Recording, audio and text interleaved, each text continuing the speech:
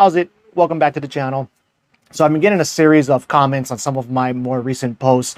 And anytime I get any type of comment on any of my stuff, I always do my best to go ahead and try and reply back and answer. And if they ask me to make a video on it, I'll do my best to do that as well, which is how this video right here ended up being made. Now, initially, so the first comment I got from this person was like, can you kidnap people in lucid dreams? To which, I answered it in the comments, but I wasn't about to make a video on that topic. But then after going ahead and looking at the channel and seeing some of her videos, I think she was genuine in her question. So I thought I would do my best to go ahead and try and answer it here.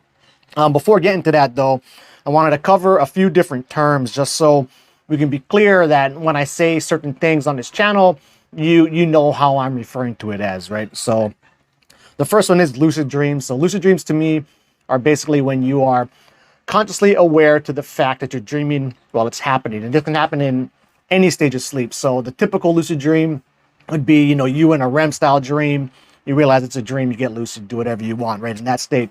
But it can also be in these liminal dream states, which is like stage 1 hypnagogia. That's one version of a liminal dream where these mental thoughts and images get a lot more vivid there.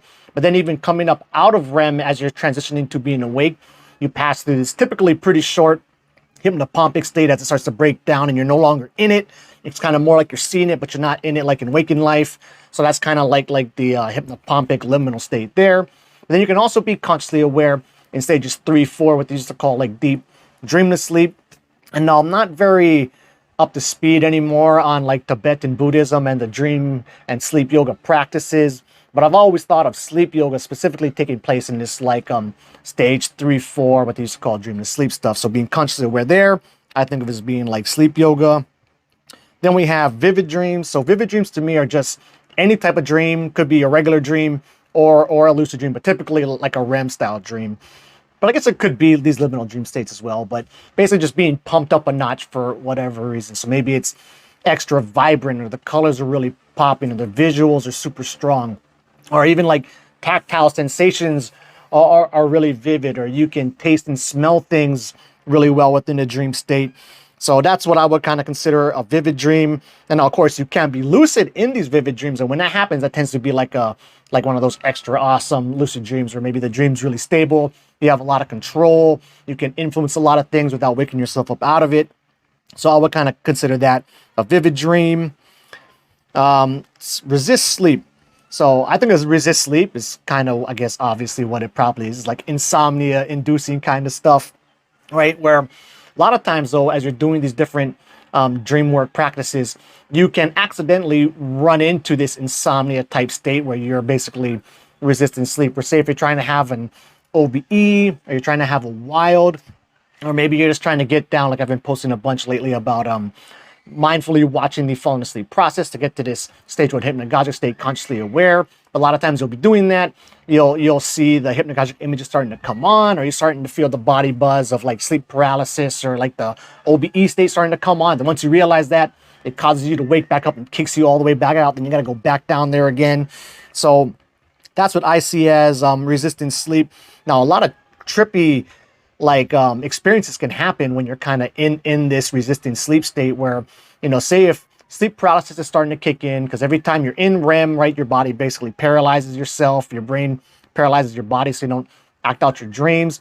So a lot of times you can kind of be in this, you're kind of like right between stage 1 hypnagogia and REM, and then you can see like the sleep paralysis demons show up, or maybe there's like a local folklore around here where like this lady will be on your chest and crushing you so you can't breathe, which basically all takes place in this, liminal state where sleep paralysis is kicking in. So those can be terrifying, but something that helps me at least a lot there is having a fail-safe way to wake myself up. And this has never let me down before.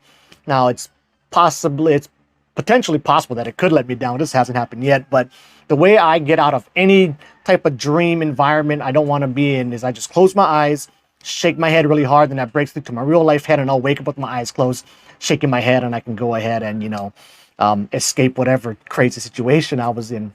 But having a skill like that in your pocket can be really good, because then if you're starting to have like a nightmare scenario, but you're lucid, you can actually therefore have the confidence to go ahead and explore that space without being too freaked out.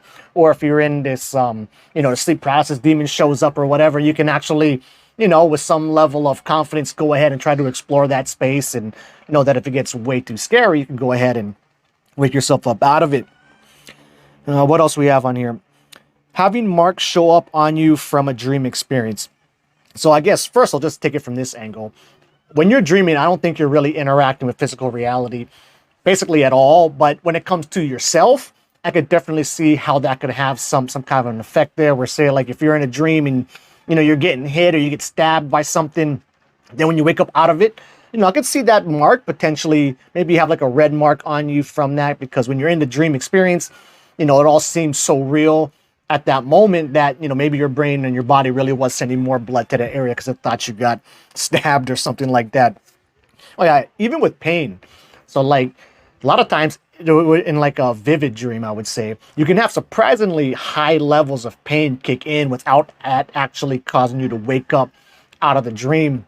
And so this has never happened to me before personally, but I could see how if you're having some really high level of pain and you woke yourself up out of it, how some of that pain still might be lingering there. I guess it haven't happened to me, but I could see how that could happen. Yeah, and I guess that's kind of it for now. Next up, we'll go into the actual kidnapping question, but I'm going to roll that over more basically into like dream interpretation. So we'll be hopping into that next.